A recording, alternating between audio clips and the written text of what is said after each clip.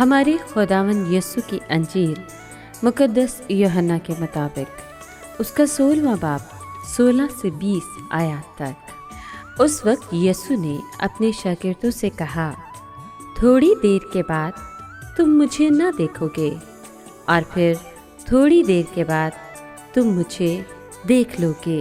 تب اس کے بعض شاگردوں نے آپس میں کہا، یہ کیا ہے جو وہ ہم سے کہتا ہے کہ تھوڑی دیر کے بعد تم مجھے نہ دیکھو گے اور پھر تھوڑی دیر کے بعد تم مجھے دیکھو گے، اور یہ کہ میں باپ کے پاس جاتا ہوں۔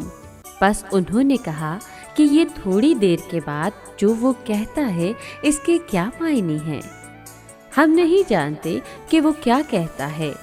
یسوع کو یہ معلوم تھا کہ وہ مجھ سے سوال کرنا چاہتے ہیں، اور اس نے ان سے کہا کہ کیا تم آپس میں میری اس بات کی بابت پوچھتے ہو کہ تھوڑی دیر کے بعد تم مجھے نہ دیکھو گے اور پھر تھوڑی دیر کے بعد تم مجھے دیکھ لو گے؟ میں تم سے سچ سچ کہتا ہوں کہ تم رو گے اور نالہ کرو گے، مگر دنیا خوش ہوگی۔ تم غمگین تو ہوگے، مگر تمہارا غم ہی خوشی میں تبدیل ہو جائے گا۔ پاک کلام کے پڑھے اور سنے جانے پر خداوند کی برکت ہو، خدا کا شکر ہو۔ عزیز دوستو، شام کے وقت زیتون کے پہاڑ پر چڑھتے ہوئے جب یسوع نے یہ پیشن گوئیاں کی تو شاگرد یہ باتیں سمجھ نہ پائے۔ اس سے پہلے یسوع نے ان سے اپنی رحلت کے منصوبے کے متعلق بات چیت کی تھی۔ اب یسوع انہیں اپنی جدائی کے متعلق بتا رہا تھا جو حقیقت میں پیش آنے والی تھی۔ وہ پریشان ہوئے اور الجھن میں مبتلا تھے اور یسوع کے آسمان پر لوٹ جانے کے ارادے سے غمگین ہو گئے تھے۔ عزیز دوستو، یسوع نے شاگردوں کے خیالات کو جانا اور سمجھ گئے کہ وہ کیا کہہ رہے تھے۔ حالانکہ یسوع نے انہیں بات کرتے ہوئے نہ سنا تھا۔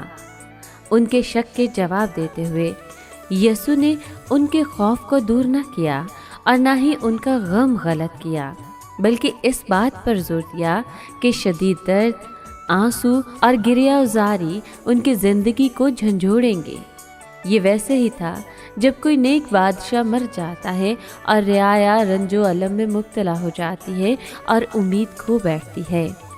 حالانکہ شاگرد غم میں مبتلا ہوں گے، ان کے دشمن خوشیاں منائیں گے۔ دشمنوں سے یسوع کی مراد ساری دنیا سے تھی، نہ کہ صرف یہودی حکمرانوں سے۔ مسیح کی کلیسیا کے باہر کے سب لوگ کھوئی ہوئی دنیا سے تعلق رکھتے تھے، جو خدا سے بہت دور تھے اور پاک روح کے خلاف بغاوت بھی کر بیٹھے تھے۔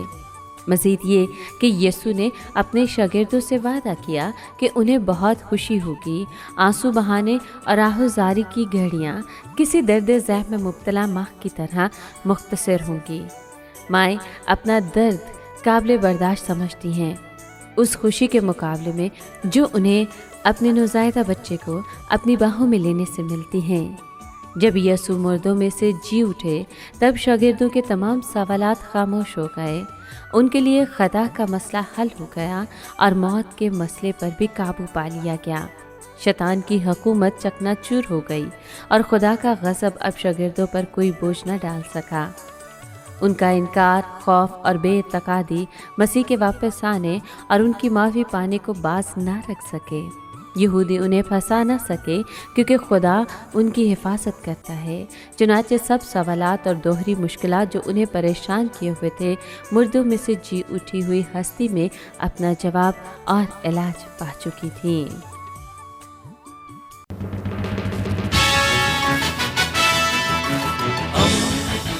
دوستی کا پیغمبر، ریڈیو ویریتاس ایشیا۔